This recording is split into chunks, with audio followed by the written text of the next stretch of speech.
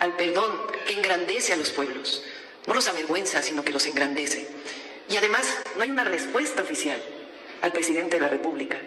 No solamente a Andrés Manuel López Obrador, sino al presidente de la República, representante del pueblo de México, de la nación, del Estado mexicano. Pues evidentemente no solamente es un agravio al presidente, al hombre, sino al pueblo de México. Y por eso es muy importante que sigamos con esto que nos deja el presidente y que el pueblo de México tiene ya en su corazón. Si el neoliberalismo habló del fin de la historia y se avergonzaban los neoliberales mexicanos de su propia historia, a nosotros todo lo contrario. Nos sentimos orgullosos de los pueblos originarios, nos sentimos orgullosos de haber aprobado la reforma constitucional para que los pueblos originarios tengan plenos derechos. Es un agravio, dice la presidenta. Lo que realmente es un agravio es tener que alterar una y otra vez la historia para seguir fomentando y vendiendo una narrativa totalmente populista y rencorosa a todo el pueblo mexicano. Una narrativa que busca generar resentimiento una y otra vez para seguir vendiéndonos la maldita historia del oprimido. Siempre echándole la culpa a alguien más, nunca somos nosotros, siempre es alguien de afuera. ¿Por qué? Para seguir vendiéndonos la historia de opresión.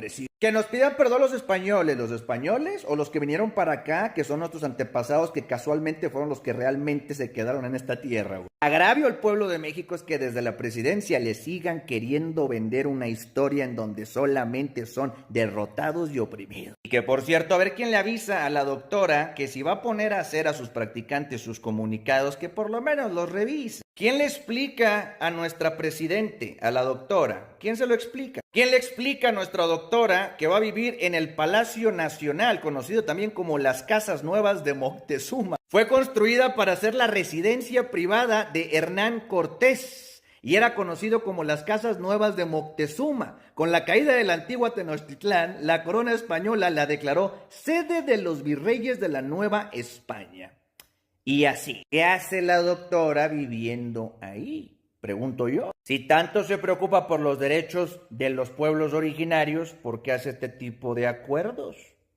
Pregunto yo. Dejen de recibir a tole con el dedo, dejen de caer en este tipo de distracciones. Pero bueno, eso solamente es mi opinión. No te enojes conmigo, güey, enójate con la realidad, no conmigo. Ocurre mayor explotador hijo de puta en la historia de México que los aztecas. Porque los aztecas oprimían a todos los demás pueblos de los valles centrales de Mesoamérica. Mataban 40,000 personas al año. Extraían 40,000 corazones en una época en la que una ciudad promedio del lago de Texcoco tiene 10,000 habitantes. Es decir, que los mexicas sangraban 4 ciudades al año ofreciéndole corazones a Huitzilopochtli. Y de alguna forma son los buenos de la historia. Y todos los pueblos oprimidos, esos a los que el marxismo se supone que defiende, todos los pueblos oprimidos se unieron a Cortés y se liberaron de su maldito opresor. Claro, podríamos contar esa historia y entonces México sería resultado de la unión y del triunfo. Pero nos contamos una historia muy torcida. Es que en España hay mucho dinero para gastar, pero nunca para gastarlo en lo importante. España destina a subvenciones directas 30.000 millones de euros al año.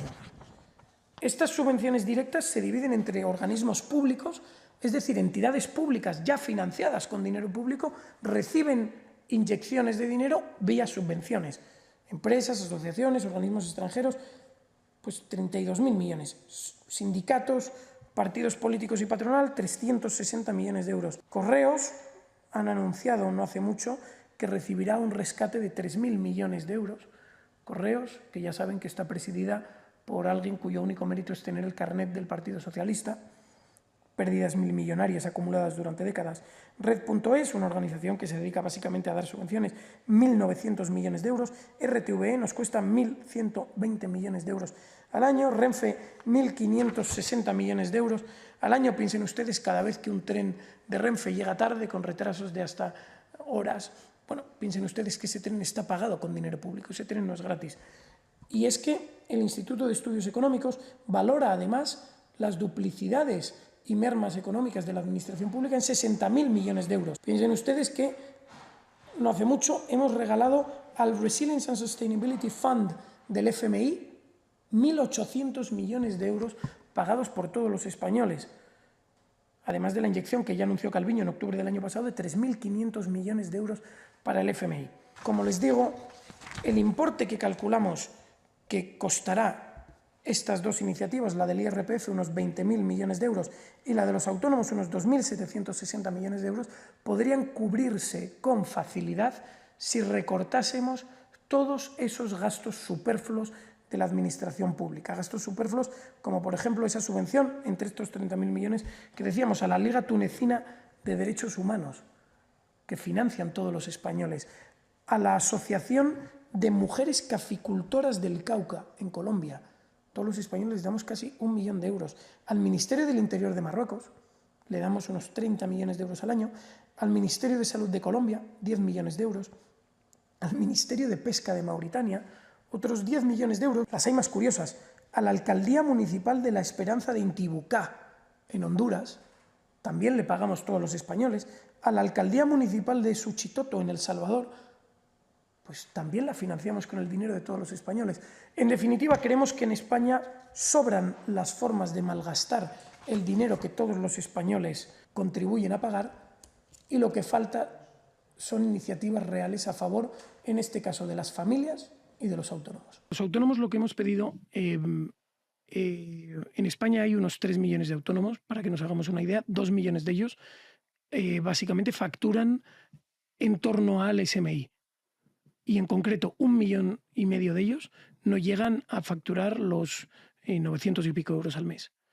Entonces, con lo que nos encontramos es que hay infinitas medidas que se adoptan siempre pensando en los asalariados, pero no se piensa en la gran cantidad de autónomos que hay en España y cómo son un grupo que no tiene horarios, que no tiene derechos, que no tiene límites de ningún tipo, que no tiene enfermedades, que no se ponen malos nunca, que no tienen bajas. Entonces, lo que hemos propuesto es una iniciativa bastante sencilla, y es básicamente que todos aquellos autónomos que coticen por debajo del salario mínimo interprofesional puedan, si así lo desean, eximirse de pagar la cotización a la Seguridad Social, los 300 y pico pavos al mes. La idea de esto es doble. Por un lado, hay muchas personas que son autónomos que igual tienen otro trabajo, pero que se dan de alta como autónomos para desempeñar su labor por la tarde, por lo tanto ya tienen una cotización a la Seguridad Social, no necesitan la parte de la pensión y por lo tanto podrían permitirse quedar exentos del pago de esta cotización a la Seguridad Social. Y la segunda visión, además de la ayuda al día a día de los autónomos, es otra, que es básicamente todas esas personas que podrían desempeñar una actividad profesional, pero que no lo hacen porque en ningún caso llegarían a facturar por encima de los 300 euros de cotización y por lo tanto nunca les saldría a cuenta. De tal forma que la idea de esto es que los primeros peldaños hasta construir una cartera de clientes o una actividad que sea rentable, básicamente no te cueste dinero. Entonces, la iniciativa hemos calculado que rondaría en el caso de mayor impacto serían los 6.000 millones de euros, en otro caso 2.700 en función del escenario en el que nos pongamos, millones de euros, que es una cifra que parece muy abultada para las arcas públicas. Parece que, 6.000 millones de euros o 11.000 millones de euros, no, eso no. Bueno, España da cada año en subvenciones directas 30.000 millones de euros. ¿A todos los sectores te refieres? Entre todo. Sin contar las de menos de 100.000 euros, que esas vuelan por debajo del radar y esas no están localizables. 30.000 millones de euros.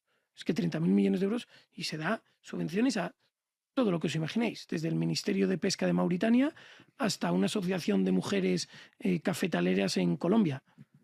Es que en eso se gasta el dinero público. Es que España está preparando un rescate a Correos de 4.000 millones de euros. Correos, que no sé si lo habéis visto recientemente, pretende abrir su propio banco.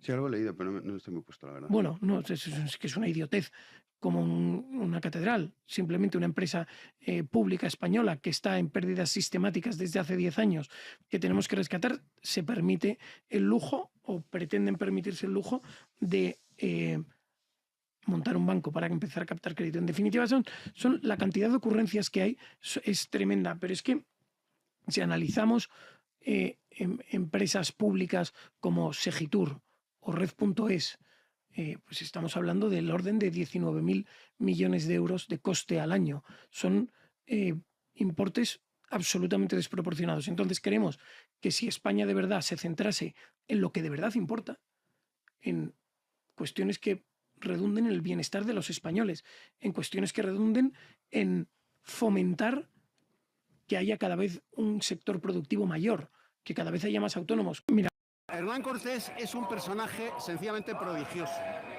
que supera ampliamente a Alejandro Magno. Pero no solo es un prodigio militar, Hernán Cortés es un prodigio político, un prodigio económico, un prodigio diplomático. Hernán Cortés llega con 600 hombres al Yucatán y con 60 de a caballo. Y con esos hombres conquista un territorio gigantesco, más que el territorio que conquistó Alejandro Magno. ¿Cómo lo hace? Se da cuenta que los aztecas son una panda de cabrones y de salvajes que se dedican a esclavizar a las demás tribus mexicanas. Pacta con los toltecas, con los olmecas, con los tlaxcaltecas, con los tarascas, y con todos esos se dirige hacia la sede de los aztecas y los derrota. O sea, México existe porque se lo inventa Hernán Cortés.